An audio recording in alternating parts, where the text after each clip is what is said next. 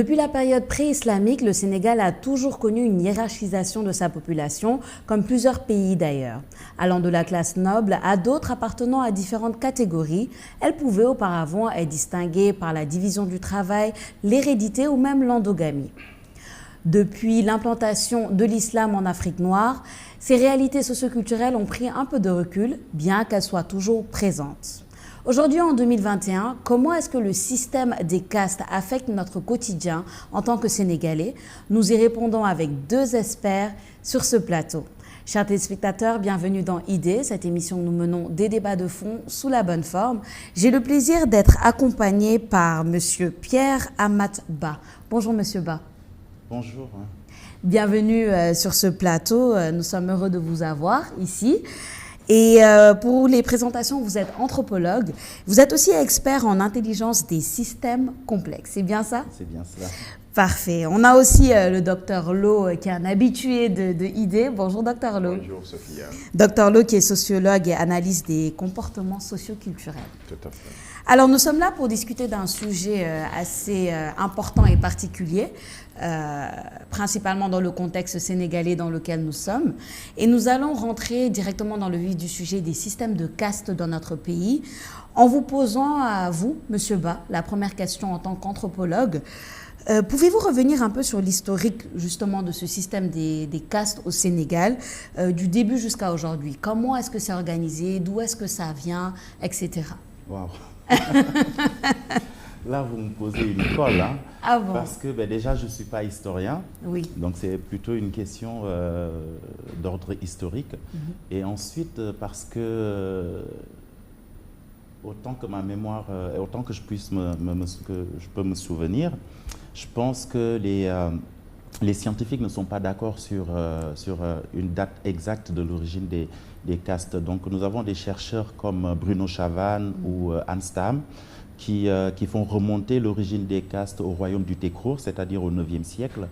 Et nous avons d'autres chercheurs, des scientifiques comme Tal Tamari, qui fait remonter l'origine après la bataille qui a opposé Soundiata Keita et Soumaoro Kanté au XIIIe siècle. Donc autant que je me souvienne, je pense que les sources ne sont pas d'accord sur une date, donc ça se situerait entre le 9e et le XIIIe siècle. Parfait, du 9e au XIIIe siècle. Alors, qu'est-ce qui s'est passé, même si, en tant qu'anthropologue en tout cas, on ne va pas dire historien, mais en tant qu'anthropologue, qu'est-ce qui s'est passé? Comment est-ce qu'on peut expliquer justement cette division des classes sociales au Sénégal? Qu'est-ce qui fait la différence entre, par exemple, la classe noble, la classe des griots, des forgerons, etc. Pour ceux qui ne savent pas. Vous venez de le dire, c'est la division du travail en fait. En réalité, on a tendance à classifier les castes de manière verticale, mais en fait, nous sommes tous des castés. Oui, quand le noble dit « je suis Torodo » par exemple chez les tout-couleurs, il détermine sa caste. Exact. Nous sommes tous castés. En réalité, je ne suis pas d'accord avec le discours qui dit que c'est un casté. En fait, nous sommes tous castés. Et heureusement d'ailleurs que nous sommes tous castés. Heureusement que nos sociétés ont trouvé une manière de s'organiser, de diviser le travail en fonction de leurs besoins et suivant leur environnement. Heureusement, parce que toutes les sociétés se sont organisées comme ça. Au Moyen-Âge, nous avions en Europe les serfs, les altiers, les seigneurs de guerre, etc. Et en Afrique, nous avons nos castes, nous avons les forgerons qui étaient chargés, parce que nous étions dans des sociétés où les batailles étaient assez importantes. Ça permettait d'asseoir sa domination et d'asseoir aussi son autorité sur un territoire. Donc les forgerons étaient aussi importants que les tisserands, par exemple, parce que les forgerons avaient la charge par exemple, de fabriquer les épées. Les tisserands devaient fabriquer comment ça s'appelle encore, les vêtements. Les vêtements, oui. On avait aussi, comment on appelait, les cordonniers qui étaient là pour armer la chevalerie. Vous voyez, la cavalerie du roi. Donc, tout était important, en réalité. C'est une sorte de division du travail d'une part. Et maintenant, quand on est dans une caste donnée, il était naturel, en fait, qu'on continue à perpétrer l'héritage de la famille. C'est aussi simple que cela. Ce n'est pas une classification verticale où les uns sont supérieurs aux autres. Non.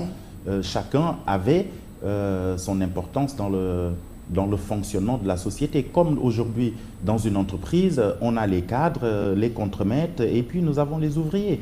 Et on ne peut pas dire que le cadre est plus important que l'ouvrier. Allez-y, retirez tous les ouvriers des sociétés et laissez les cadres pour voir s'il y aura du travail. C'est la même chose dans nos sociétés traditionnelles. Donc, cette propension à dire que ces sociétés étaient des sociétés féodales ou ce sont des systèmes qui sont rétrogrades ou alors c'est des systèmes qui considéraient certaines personnes comme de triviales choses, c'est faux. C'est une mauvaise appréhension. Très bien. Alors, vous revenez justement à cette division du travail qui était la base donc, de ce système de caste auparavant. Mais, Dr Lo, est-ce qu'on peut dire justement que même si la base, c'est la division du travail, il y a quand même une pesanteur sociale par rapport au système de caste et encore aujourd'hui même. Comment est-ce que ça affecte notre société et notre organisation sociale, ce système-là? Merci beaucoup, Sophia. Et ce que Pierre vient de dire, c'est à la fois anthroposociologie, donc de la question du système de caste au Sénégal et un peu partout donc, dans le monde. Ça a toujours existé, hein. Il a parfaitement raison quand il dit qu'il sera très difficile donc, de trouver une date exacte à partir donc, de laquelle la question en tant que telle donc, est évoquée dans nos sociétés, que ce soit au Sénégal comme un peu ailleurs donc, dans le monde. Alors, ce qu'il faut juste donc retenir, c'est que cette division, en tout cas la fonction principale, c'était l'organisation du travail. C'était comment peut-on faire pour qu'il y ait autant donc, de production donc, dans la société. Étant entendu que, évidemment, le principe de départ, c'est qu'un seul individu ne pouvait pas s'occuper de tout. Il fallait faire en sorte qu'il y ait une certaine division, que les uns puissent s'occuper de ceci, les autres donc de cela, pour qu'ensemble, évidemment, qu'on puisse avoir donc, un développement harmonieux, équitable, profitable donc, à toutes les couches donc, de la communauté. C'est cela qui, évidemment, était un principe. Et jusqu'à présent, le même principe existe, il l'a dit tout à l'heure, au niveau de l'organisation du travail dans le cadre d'une entreprise, on retrouve donc les mêmes classes. Alors, la classe, c'est appartenir donc, à une catégorie sociale quelconque. Alors, si on s'y appartient, évidemment, on a tendance à être un spécialiste. C'est donc ce qu'on appelle donc, la spécialisation donc, des tâches. Je suis forgeron, je suis griot, je suis cela, etc., etc. Maintenant, cette fonction que j'exerce, on a tendance par l'héritage, évidemment, à transférer cela donc, en tout cas à nos descendants. Et par conséquent, nos descendants vont devoir répondre au nom même donc, de la fonction donc, de travail qu'exerçaient donc, nos ancêtres. De ce fait qu'on va hériter de nos ancêtres, en tout cas donc leur fonction, jusqu'à ce que nous-mêmes, il sera difficile de se considérer autrement que quand on est donc dans une classe de forgeron, d'être un forgeron, quand on est donc dans une classe donc de griot, d'être donc un griot, et on en est fier. Fier parce que, évidemment, on a donné de l'importance donc à cette fonction par rapport au système, voyez, donc de production donc au niveau communautaire. Parce que le griot, le forgeron par exemple, s'il ne forge pas donc, des outils de travail, celui qui s'appelle guerre et qui doit travailler donc, la terre, l'agriculteur, il ne travaillera pas. Il n'aura pas donc, de quoi évidemment faire face à la terre. Donc, il est important que le forgeron puisse forger pour lui. Il y a une continuité. Évidemment, le cordonnier, celui qu'on appelle cordonnier, il est important qu'il puisse préparer donc, les chaussures pour l'agriculteur. C'est cet agriculteur qui se nomme être évidemment en tout cas guerre, parce que c'est celui qui nourrit, en fin de compte, avec sa nourriture. Le cordonnier ne va pas cultiver, mais à la fin donc, de la récolte, il a sa part, parce qu'il avait contribué. C'est comme si un système d'actionnariat, comme on connaît aujourd'hui. Chacun participe d'une manière ou d'une autre, en nature ou en espèce. Alors, le griot, quel est donc son rôle? C'était au moment donc, des festivités, ou bien même au moment donc, en tout cas, de la culture, le griot était venu pour animer, pour encourager donc l'agriculteur, pour l'encenser afin qu'il puisse davantage se donner le mieux donc, de lui-même. S'il y a donc des guerres, etc., c'est toujours donc le griot. Et il est d'ailleurs, donc comme dit, le gardien donc, des mémoires, de l'histoire donc, des sociétés, etc. Donc il a une importance donc, dans la société. C'est pourquoi, évidemment, de cette manière, par l'héritage, chaque descendant a tendance à vouloir, évidemment, perpétuer, évidemment donc cet héritage, cet enseignement de sa classe sociale. Et les gens étaient fiers d'être griots, étaient fiers donc d'être cordonniers, étaient fiers d'être ceci. Et ceux qui sont guerre d'une certaine façon la classe noble, également, comme il l'a dit, ils sont des castés. C'est-à-dire qu'ils appartiennent donc à une classe. Être casté, c'est appartenir donc à une classe quelconque. Et il n'y a pas une classe meilleure l'une par rapport donc à l'autre, parce que chaque classe est importante par rapport donc à l'autre. Et l'existence donc de chaque classe dépend donc de l'existence donc d'une autre. Donc c'est dans l'intersubjectivité donc des classes qu'on construit donc une société. Malheureusement, ceux qui pensent détenir donc les moyens de production, après production, ils nourrissent donc les autres, pensent qu'ils sont donc les meilleurs. Et ça, c'est une fausse, en tout cas, à la limite, impression, une fausse donc lecture des relations donc de travail social au niveau donc de la société. Malheureusement, à l'heure actuelle, nous sommes arrivés, comme vous l'avez si bien dit, au point où certains pensent être meilleurs que donc les autres. Et c'est par rapport donc au niveau donc de statut social qu'il occupe donc au sein de la société qui l'entraîne. C'est ça, très bien. Alors vous parlez d'une certaine continuité et du rôle de chaque personne dans une société qui forme justement la société pour expliquer un peu ce système de caste, en tout cas de la manière dont il était fait avant. Au-delà de cette continuité, Monsieur Ba, il y a quand même une séparation à ce niveau-là. Par exemple, lorsqu'on dit que les castes ne s'épousent pas entre elles ou ne se marient pas entre elles afin de conserver justement cette... être un peu les gardiens de cette lignée ou de la lignée, etc.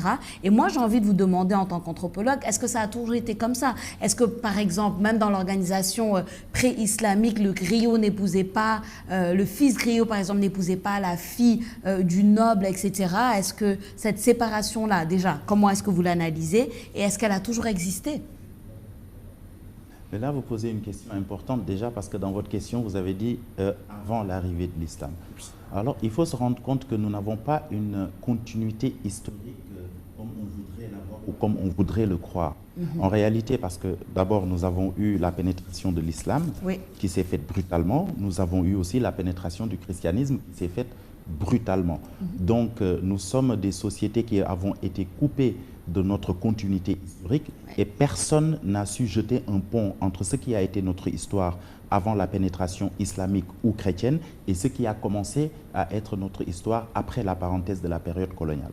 Donc nous sommes des pays jeunes, nous sommes une société jeune, des gens qu'on a décidé un soir de mettre ensemble sur un territoire qui s'appelle Sénégal, qui viennent d'un peu partout et qui ont des valeurs différentes. Sur ce point, j'entends souvent les gens dire nos valeurs, nos valeurs, nos valeurs, mais les valeurs ne sont pas uniformes. Parce que ce qui fait la valeur d'un Sérère ne fait pas la valeur d'un Peul, ne fait pas la valeur d'un Mandingue, d'un Mandiac ou d'un Mancagne. Par contre, sur cet ensemble de valeurs, nous avons des valeurs que nous avons en commun. Et là, on peut parler d'une unité de valeurs, mais pas d'une uniformité des valeurs. Donc, nous ne pouvons pas aujourd'hui dire voici ce que pourraient être nos valeurs. Ça, c'est d'un. De deux, je disais tout à l'heure que nous avons été coupés de notre continuité historique. Si aujourd'hui on pose la question de savoir comment est-ce que les gens se mariaient, comment on organisait les mariages dans le Sénégal, ou en tout cas dans ce qu'il est aujourd'hui convenu d'appeler Sénégal avant l'arrivée de l'islam, il y a très peu de gens qui pourraient y répondre. En tout cas, moi, je ne peux pas y répondre et il y a très peu de sources qui en parlent. Qui en témoignent. Donc, nous sommes arrivés à un moment où nous sommes dans une sorte de nous avons plusieurs valeurs qui nous viennent de partout, qui sont intriquées et qui paraissent inextricables, de telle sorte que nous sommes une société inachevée. C'est ça la grande question. Nous sommes une société inachevée. Nous pensons que nous sommes hybrides, mais nous n'acceptons pas cette hybridité ou cette hybridation. Et nous pensons être modernes alors que nous ne sommes pas arrivés à un état d'individuation du Sénégalais qui lui permettrait de faire ses propres choix. Si aujourd'hui nous voulons, par exemple moi en tant que Peul, épouser quelqu'un qui est d'une autre caste, on me dirait par exemple non. Alors soit je suis courageux et je coupe le cordon ombilical avec la famille et j'assume mon individualité au sein de la société, ou alors je ne le fais pas et le mariage n'aura pas lieu. Alors est-ce qu'on doit blâmer quelqu'un par rapport à cela? Est-ce qu'il n'y a pas lieu aujourd'hui d'aller chercher ce qu'ont été nos sociétés avant l'arrivée de l'islam, avant l'arrivée du christianisme et avant l'arrivée de la colonisation, et à partir de là, jeter un pont, en tout cas différencier les dynamiques du dehors et celle du dedans, comme dirait Ballandier, pour arriver à nous définir. Parce que c'est le problème que nous avons, c'est un problème identitaire. Nous avons encore des pertes, des dérivés et des subsistances de nos traditions que nous arrivons avec un certain art à accommoder à notre croyance religieuse. Oui. Et nous avons comme l'impression que tout ce qui se fait parce que c'est la religion qui l'a recommandé. C'est-à-dire nous n'arrivons même pas à avoir d'autres références que celles de la religion. Et là, ça pose un véritable problème. Donc, nous avons nous sommes dans une sorte d'imbroglio à propension arithmétique, à progression géométrique aussi, qui ne nous permet pas aujourd'hui de définir ce que pourrait être le Sénégalais moderne, le Sénégalais contemporain. Parce que nous avons pensé, après la période coloniale, qu'il fallait réinventer la société. Personne n'a su faire ce travail-là entre ce qui a été nos sociétés avant et ce qui avait commencé à être notre réalité contemporaine. Personne n'a fait ce travail. Et quand on parcourt la littérature post-coloniale, par exemple, quand on parcourt Chinua Achebe dans Things Fall Apart, je ne me rappelle plus de Le monde s'effondre. Oui. Quand on parcourt Aminata Sofal dans Le jugibier du patriarche, ou alors Cher Hamidou Kane dans L'aventure ambiguë, on se rend compte de l'existence et des castes. Oui. Non seulement on s'en rend compte, mais on se rend compte aussi que les castes sont têtus. Très. Les castes sont très têtus. Mais il y a aussi une mauvaise appréhension du système de castes. C'est-à-dire, on veut faire croire que d'aucuns sont de sang pur, de sang bleu, et d'autres ne le sont pas. Alors que ça n'a rien à voir. Nous sommes tous humains. Et c'est ce que recommande l'islam d'ailleurs. Il n'y a aucune moralité africaine qui permette de considérer un individu comme inférieur. Ce qui est d'ailleurs contraire à ce qui se passait par exemple dans la Rome antique. Si vous prenez par exemple la maison Batiatus, d'où est partie la révolte des gladiateurs. Solonius Batiatus qui voulait devenir légat, par exemple. Mais on lui a dit non.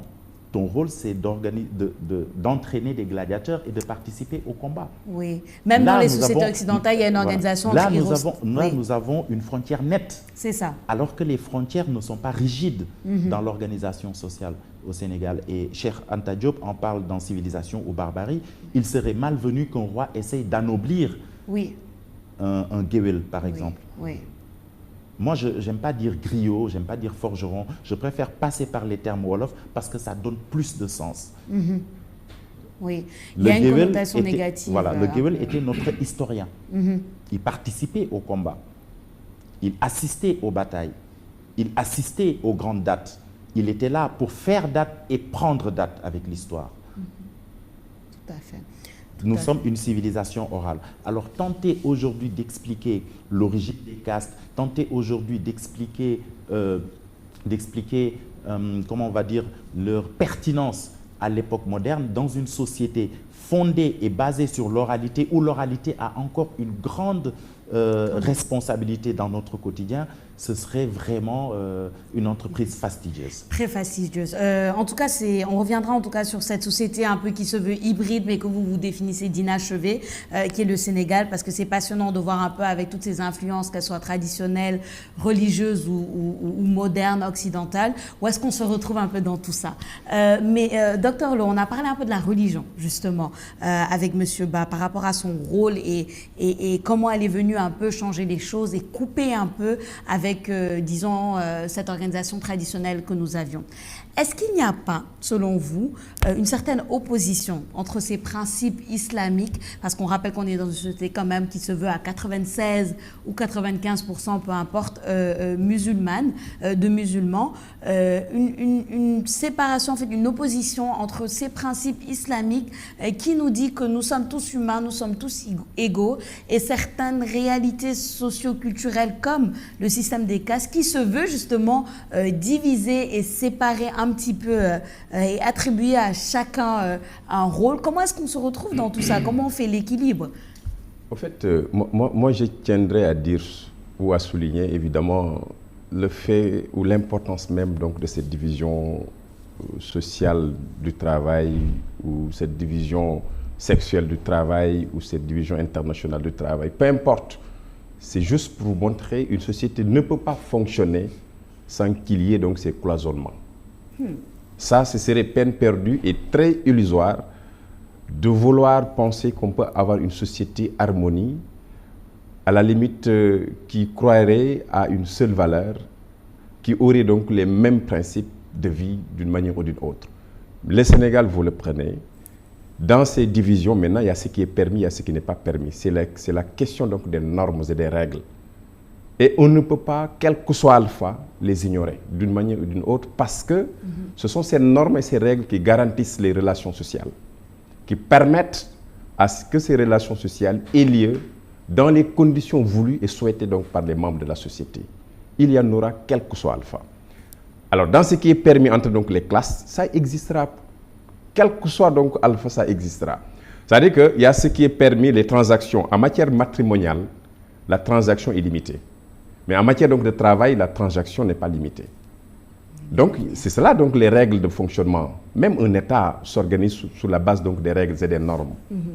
Alors, donc, on ne peut pas se marier entre Guewel et Guerre. Pourquoi? Parce qu'on veut perpétuer ce modèle donc de société pour qu'il n'y ait pas de perturbation. On veut conserver donc évidemment cet esprit donc de division, que chacun reste là où est sa place et que maintenant la société marcherait mieux. Ça, c'est l'origine de la conception donc, à l'époque. Pourquoi? Parce que si le forgeron devrait quitter sa place pour aller devenir quelqu'un d'autre, mais évidemment l'agriculteur ou l'éleveur n'aurait pas donc les outils qu'il faut. Alors qu'on en a besoin que des gens soient spécialisés. Si vous êtes ingénieur, vous restez ingénieur. Vous ne pouvez pas être un homme de 12 métiers dans la société.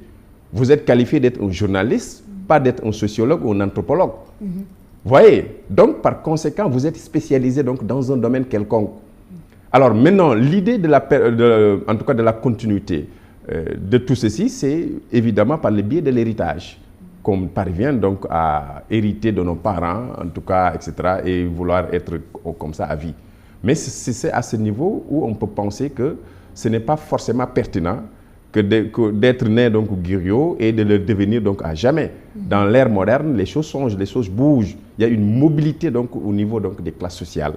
Et comme il y a donc une mobilité au niveau donc même de la sphère donc de production. On peut être aujourd'hui, en tout cas, un ouvrier et on finit donc par un cadre. Parce qu'évidemment, il y a une certaine transition qui se fait au fur et à mesure et l'individu aspire à devenir quelqu'un d'autre. Alors maintenant, aujourd'hui, l'islam, quand on parle donc de l'islam aussi c'est un système de valeurs. Quoi qu'on puisse dire, qu'il y a donc des règles, etc. Même si on dit que c'est un système de valeurs, à la limite qui vient donc de Dieu et que, évidemment, par le biais donc de son prophète, alors que les gens doivent changer, se comporter ainsi. Maintenant, traditionnellement, avant l'islam, il y avait donc des règles, des valeurs qui existaient donc dans la tradition. Alors, il y a un conflit souvent qui existe entre les principes donc de l'islam et donc les principes donc traditionnalistes qui existent. Et c'est le même individu qui est partagé entre donc ces deux systèmes donc de valeurs. Être de l'islam nous interdit donc de regarder du point de vue donc des castes, mais dans l'islam même, ça existe donc ces systèmes de castes. L'esclavage a été toujours accepté en l'islam. Il y en a ceux qui sont donc des musulmans, mais il y en a qui sont considérés comme des esclaves.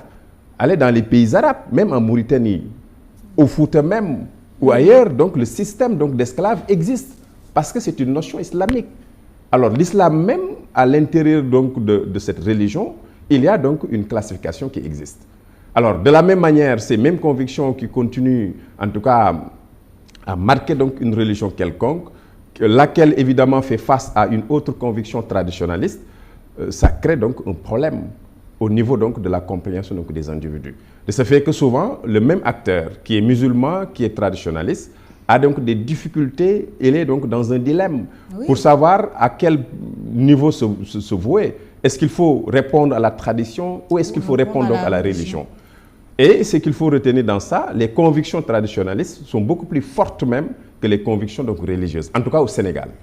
Beaucoup vous disent être des musulmans, mais ils peuvent pointer donc du doigt ce qui se passe à Pout d'Agné, mais à l'intérieur d'eux-mêmes, ils n'accepteraient pas, ils ne sont pas prêts d'ailleurs donc à l'accepter. Peu importe donc leur niveau de développement intellectuel, si ce sont des intellectuels ou en tout cas des arabisants foncés, ou en tout cas des musulmans comme ils prétendent donc le dire, mais lorsqu'il s'agit d'agir, ils agissent plus en fonction donc de leurs convictions traditionnalistes, culturelles, qu'en fonction donc de les principes donc de l'islam. Et c'est justement là que se trouve cette opposition entre, Monsieur Ba, entre cette tradition et ces principes religieux qui font qu'on se veut musulman, on se veut traditionnaliste.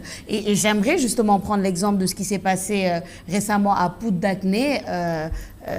Bon, pour les gens qui ne savent pas, cette révélation à travers une vidéo qui a fait le tour de la toile de cette dame qui expliquait que là-bas, les guerres et les Géwél ne partageaient pas, ne pouvaient pas partager le même cimetière, tout simplement parce que les croyances traditionnelles faisaient que si on enterrait des Géwél dans le cimetière des guerres, cela serait porterait malchance à l'endroit, au village, etc. Et que donc ces personnes-là, ces Géwél, devraient prendre leurs morts et aller les enterrer à 7 km même de l'endroit où ils vivent. Des réalités comme celle-là ne sont pas retrouvées dans l'islam.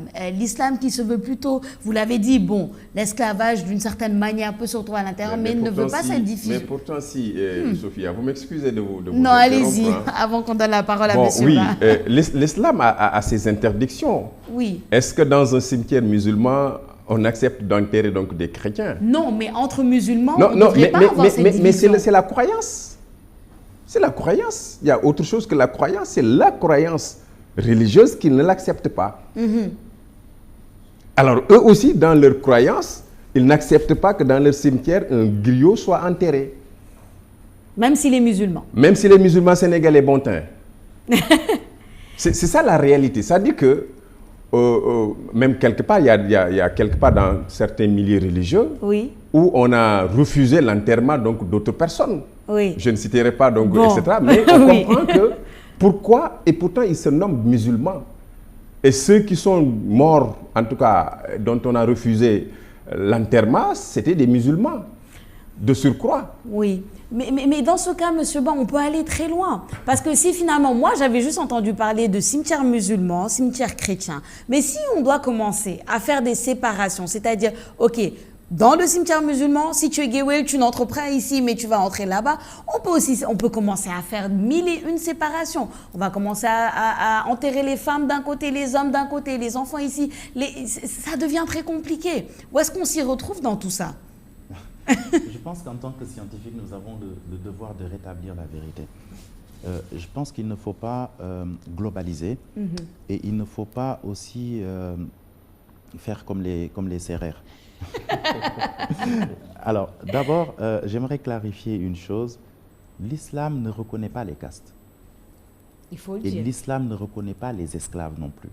D'ailleurs, c'est la raison pour laquelle Bilal a été affranchi.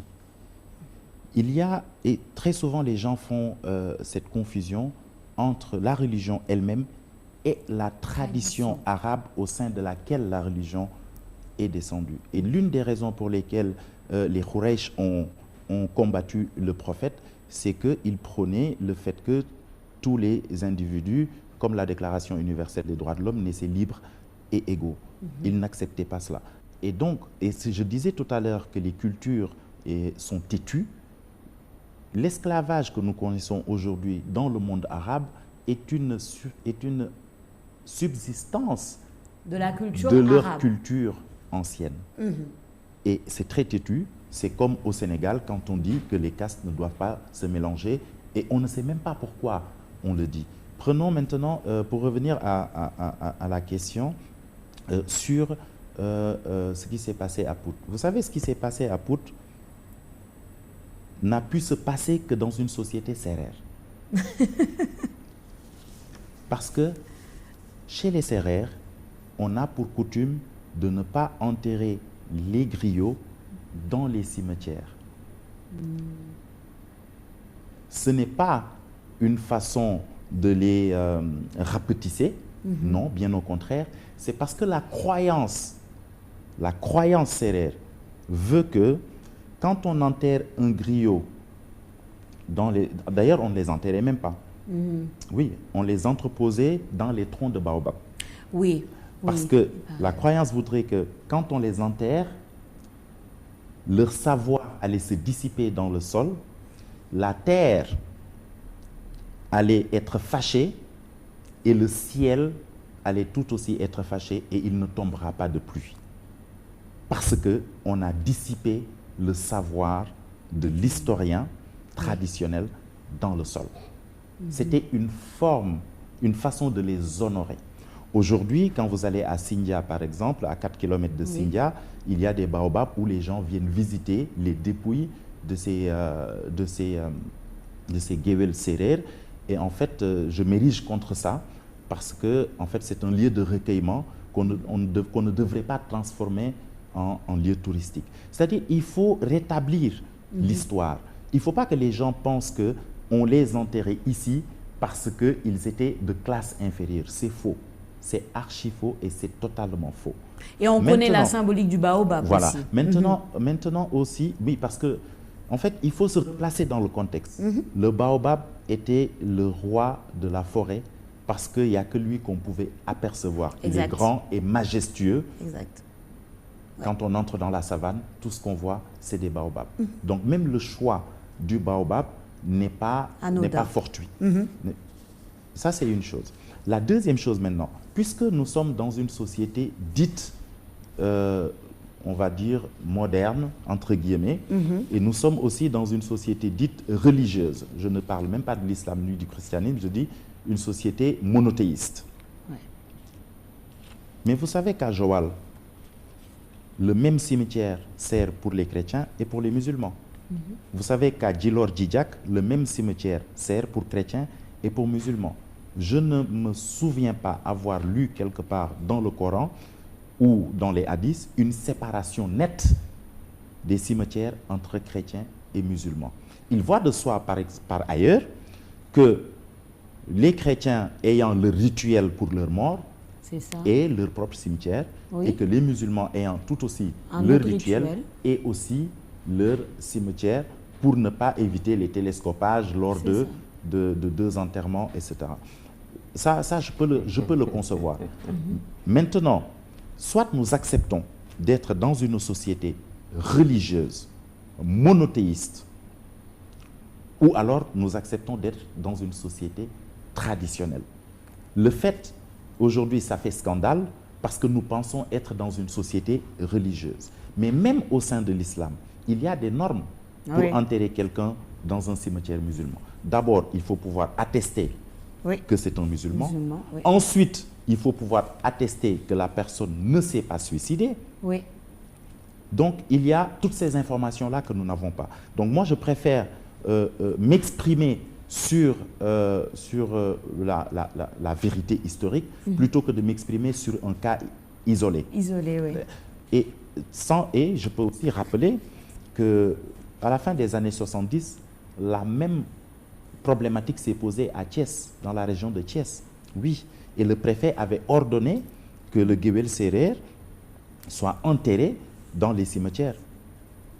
Et aujourd'hui, il y a des gens qui pensent que la longue sécheresse que nous avons eue des années 80 à 2000 était due à ce fait-là. Non, je vous parle de faits historiques. Vous pouvez demander ça aux historiens locaux, aux historiens traditionnels. Ils vont vous le dire. Moi, j'ai rencontré des vieux dans le cadre de mes recherches qui me disent que, écoutez, la sécheresse est venue parce qu'on a enterré un griot à Thiès, parce que le préfet a donné pouvoir pour qu'on l'enterre. Vous voyez. Donc, aujourd'hui, on se retrouve avec la même problématique. On était dans les années 70, 78, 79. Aujourd'hui, nous sommes en 2021. C'est pour vous dire, pour vous rappeler ce que j'ai dit tout à l'heure, les cultures sont têtues. Les gens ne se rendent pas compte que les choses ont changé. Ils ne se rendent pas compte que nous ne vivons pas reclus. Et ils ne se rendent pas compte non plus que le monothéisme a pris le dessus quelque part sur les religions traditionnelles. Donc, nous avons tous notre religion, on va dire, révélée, mais nous gardons au fond de nous, quelque part, dans notre subconscient, nos croyances traditionnelles. Exactement. Alors, docteur Lo, une réaction par rapport à cette fameuse culture sérère. Tout à fait. Moi, je dirais tout simplement, dans cette perspective de rétablir l'histoire en connaissant l'islam, l'islam connaît effectivement donc des classes. Dans le choix du mariage, dans le mariage, il y a 4 conditions qui ont été édictées pour choisir une femme. Déjà, c'est classifié. Dans l'islam. Quand on vous dit on peut choisir une femme selon les 4 conditions, bon, je répéterai en wolof pour que ce soit clair. Oui, bien sûr. Oui. Tu peux choisir une femme par rapport donc si dînem, donc par rapport à sa foi. Tu choisis par rapport donc à la beauté, tu choisis par rapport donc à sa richesse, à la lame, ou bien tu choisis à partir de son askan, c'est-à-dire donc sa classe. Son engeance. C'est la même chose. C'est la classe. Donc ça veut dire que le fait de nommer montre qu'il y a autre chose qu'il ne faut pas choisir. Donc à ce niveau, il y a une division. Et de la même manière, effectivement, l'esclavage existe parce qu'il y a certaines de ces fautes commises donc, en l'islam. On te dit d'angay gorel diam. Et je pense que si nos prêcheurs n'ont pas bien compris alors l'islam, chaque fois que Dieu fait, vous entendez parler que pour la réparation donc, de certaines fautes commises donc, en l'islam, c'est de cette manière qu'il faut donc les réparer. Ça, on le sait. Donc l'esclave, évidemment, est évoqué et c'est une réalité qui existe en la matière. Alors, dans le cas de ce qui se passe, ce qu'il faut reconnaître, c'est que même si l'islam ne le dit pas, mais évidemment, c'est une question donc, de valeurs et de règles et de normes. La manière dont l'islam a indiqué pour ceux qui croient et adhèrent donc, à l'islam, c'est cette façon qui est acceptée donc, d'être faite pour qu'on soit donc, en conformité avec donc, cette religion et cette culture. De la même manière, ceux qui pensent évidemment que dans leur culture, dans leur tradition, peu importe donc, les soubassements donc, de la conviction, c'est de cette façon qu'ils pensent être, en tout cas, idéal pour se comporter et vivre en société. Eux, ils vivent de la sorte. Et ils ne sont pas en conflit avec eux-mêmes, parce qu'ils sont d'accord. Ils seraient en conflit avec eux-mêmes s'ils chercheraient donc à transgresser. Je dis bien que les petits-fils donc, des descendants des griots dans ces villages-là auraient des problèmes avec donc, leurs descendants si c'est eux-mêmes qui se réveillaient pour entendre dire leurs petits-fils en train de transgresser donc, des normes sociétales acceptées, voulues dans le cadre de la cohésion et qui sont en train donc, de transgresser. Ce serait donc un problème, pas entre eux et les villageois, les Sérères dont on parle, mais c'est plutôt entre eux et leurs ancêtres. Parce qu'une règle n'est contraignante que si et seulement si on refuse de l'accepter. La meilleure manière d'être en phase avec une règle et de lui ôter son caractère contraignant, c'est de l'accepter. Intérioriser une règle, une norme, elle ne devient plus contraignante. Elle devient comme, en tout cas, à la normale. C'est quelque chose qui va donc de tous les jours. Alors maintenant, vouloir refuser, il y a beaucoup de normes qui sont contraignantes, naturellement, parce que c'est cette contrainte qui fait que l'individu obéit ou ne pas obéir. Alors s'il y a la prison, s'il y a donc des sanctions qui s'en suivent, c'est cela qui fait qu'on oblige l'individu à respecter la norme ou pas. Le musulman, il dit que voilà comment je vois. Pourtant, tout le monde est des êtres humains. Nous venons de Dieu. Personne n'a été créé par un autre. C'est Dieu qui a créé tout le monde.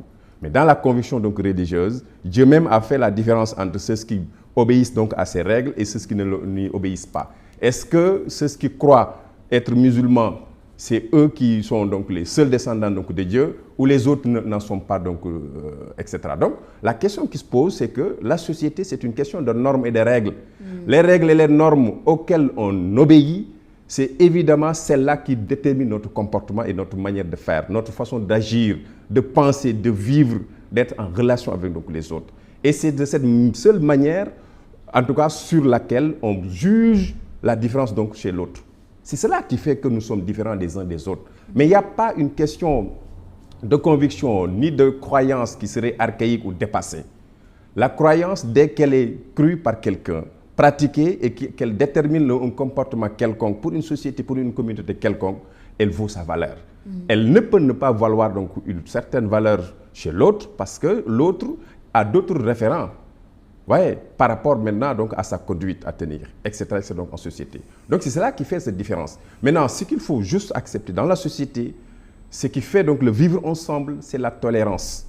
Il ne faut pas essayer, à mon avis, de stigmatiser une communauté quelconque pour avoir cru d'une manière ou d'une autre. Aujourd'hui, les Occidentaux pensent même que l'homosexualité vaut mieux que la polygamie. Oui. Et pourtant, c'est une question de l'islam. Eux, aujourd'hui, l'homosexualité est combattue au Sénégal, mais c'est une absurdité à l'Occident de sentir que les Sénégalais, à l'heure moderne, sont en train donc de mettre du doigt, de critiquer ce qui est universellement admis d'une manière ou d'une autre, en tout cas pour une bonne partie donc de la communauté des individus. Alors pourtant, chez nous, on ne l'accepte pas. Au nom de quoi? D'une croyance, d'une conviction qui se nomme donc une conviction religieuse. Alors la conviction traditionnaliste, etc., également, la tradition fait partie de la société. On ne peut pas se soustraire de cela. Ailleurs, vous prenez d'autres ethnies, que ce soit des Diola, des Peuls ou autre chose, ce ne sont pas également donc les Sérères. Il y a donc des pratiques qui sont bannies par l'islam et qui, évidemment, continuent à être d'une survivance extraordinaire.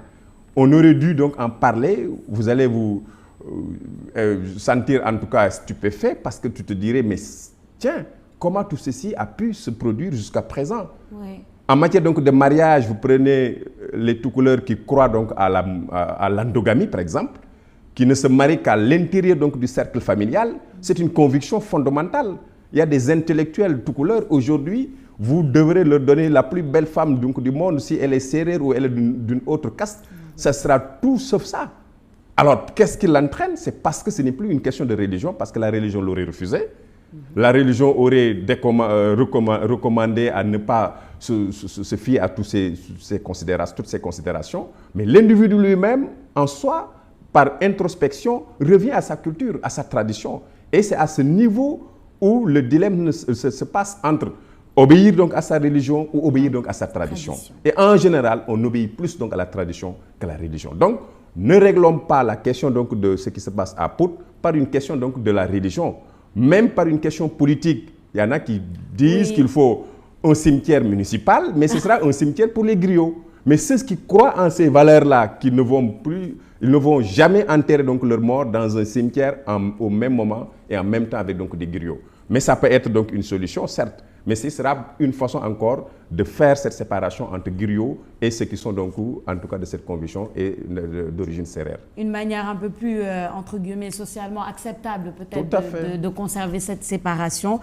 Tous les êtres humains n'ont pas le même système de valeurs, je pense que c'est ce qu'on peut retenir. Et d'ailleurs, tous les musulmans n'ont pas forcément les mêmes interprétations, on le voit bien même sur ce plateau, parce que les interprétations peuvent différer par rapport au texte, par rapport à la religion ou à la tradition. Moi, j'aimerais vous demander, Monsieur Ba, parce que Dr Lo l'a stipulé tout à l'heure, du fait que selon lui, on n'arrivera jamais à se défaire de toute façon de certaines croyances traditionnelles et de certaines, entre guillemets, ce que moi j'appelle les divisions. Au niveau des mariages, par exemple. Mais par contre, la division du travail, dont on a parlé au début de cette émission, qui était la base justement de l'identification des castes, aujourd'hui on peut dire qu'elle n'existe presque plus, n'est-ce pas? Parce que tous les forgerons ne forgent pas. Tous les griots ne sont pas forcément des orateurs traditionnels. Voilà, au niveau du travail, on voit tout type de caste sociale à tout type de poste. Est-ce qu'on peut, selon vous, aller jusqu'à une non-existence justement de cette division des systèmes de classe, même socialement? Parce qu'à mon avis, maintenant, elle est plus sociale qu'autre chose, parce qu'on voit qu'elle n'est plus professionnelle. Et on voit d'ailleurs, pour vous dire, Dr Lo, tout à l'heure, même au niveau des mariages, les générations les plus jeunes commencent un peu à se défaire de cela et commencent en tout cas, à exprimer une certaine lutte contre ça, parce que vous l'avez dit tout à l'heure que c'était peut-être nécessaire, mais quand cela entrave par exemple à l'amour qui peut lier deux personnes, ces personnes-là peuvent, surtout quand elles sont jeunes, peuvent dire non, on se défait de ces traditions et de cette pression familiale pour s'unir tout simplement malgré les avis négatifs des familles.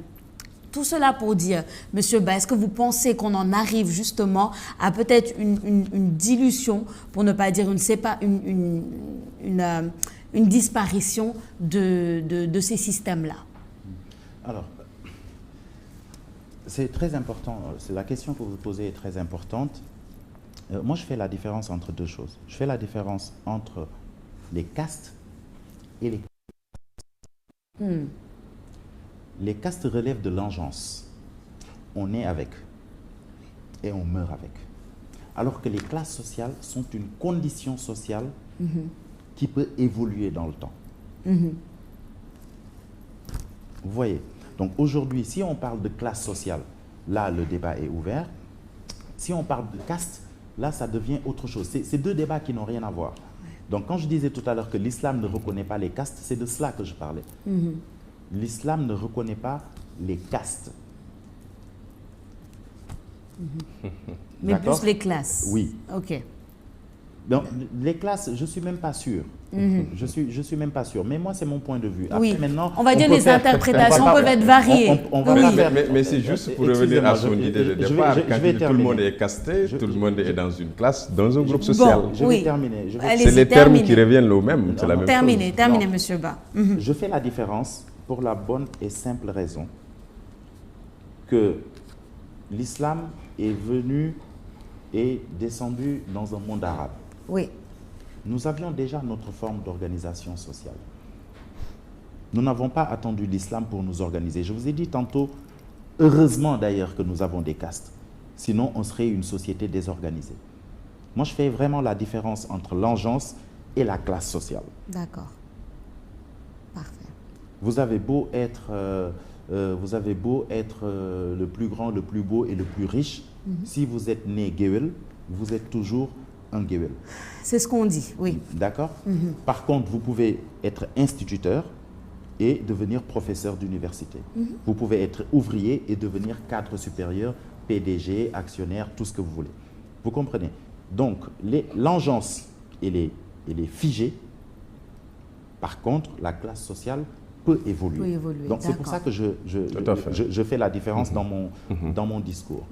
Maintenant, pour en revenir à votre question, qui est une question d'ordre non seulement social, mais économique et politique. Majmoud Diop a abordé la question dans son ouvrage « L'histoire des castes en Afrique de l'Ouest », mais plus encore, Mamadou Dia, dans « Islam et civilisation négro-africaine », tome 3, aborde la question, et en fond, il aborde le fond de la question. Il dit que si nous restons dans ce caractère sacré des métiers, c'est-à-dire qui ont à voir avec les castes, parce qu'il n'y a pas que la division du travail qui a amené les castes, mais il y a aussi le caractère sacré. Le caractère sacré du métier à tisser, le caractère sacré du fer, le caractère sacré de la pêche. Aujourd'hui, quand on dit pêche, c'est laissé au lébou. Quand on dit fer, c'est les forgerons, etc. Et tant que nous resterons dans cette sacralisation des métiers, nous n'arriverons pas à nous développer. Il faut désacraliser les métiers. Il faut permettre à tout un chacun de s'adonner à un métier qui serait une passion pour lui. Et ce n'est que de cette sorte-là que nous pouvons arriver à libérer les métiers. C'est que de cette sorte que nous pourrons créer une école des métiers de la pêche, par exemple, que fréquenteraient des guerres, des guewel ou des tchoubalos, par exemple. Ce n'est que de cette sorte-là que nous pourrons créer une école d'orfèvrerie que fréquenteraient des guerres, des guewel et des djahanké, par exemple. Vous voyez ce que je veux dire? Donc, il faut qu'on désacralise les métiers si nous voulons nous développer. Parce que nous sommes dans une forme d'organisation sociale qui met un chape de plomb sur les métiers et qui ne permet pas non seulement l'épanouissement de tous les individus, mais qui ne permet pas aussi à notre économie de pouvoir bénéficier du génie du Sénégalais. On ne peut pas continuer à faire cela. Nous devons désacraliser nos métiers, nous devons repenser notre société. Nous devons arrêter avec cette forme de continuité historique qui n'est que virtuelle. Nous devons repenser notre société et nous devons accepter l'évolution. Parce qu'en réalité, on ne peut pas dire que nos ancêtres avaient tort au moment où ils ont vécu, mais on ne peut pas tout aussi dire qu'ils ont raison au moment où nous vivons. Quelle est aujourd'hui la pertinence de cette organisation sociale dans le monde tel qu'il évolue aujourd'hui, au sein de la mondialisation, avec les nouvelles réalités contemporaines? Ce sont là les vraies questions que nous devons nous poser si nous pouvons arriver à mener notre existence dans un monde qui est le nôtre. C'est la question sur laquelle on va terminer justement. Quelle est la pertinence de cette ancienne organisation sociale qui reste et qu'on voit encore aujourd'hui malgré toute cette évolution-là. J'aimerais vous remercier tous les deux pour cette émission très enrichissante en information, en pertinence et en analyse. Merci beaucoup aussi à vous, chers téléspectateurs, qui avez suivi votre émission Idée. Cette émission, nous menons des débats de fond sous la bonne forme. Je suis Sophia Baye et nous vous donnons rendez-vous prochainement sur ITV.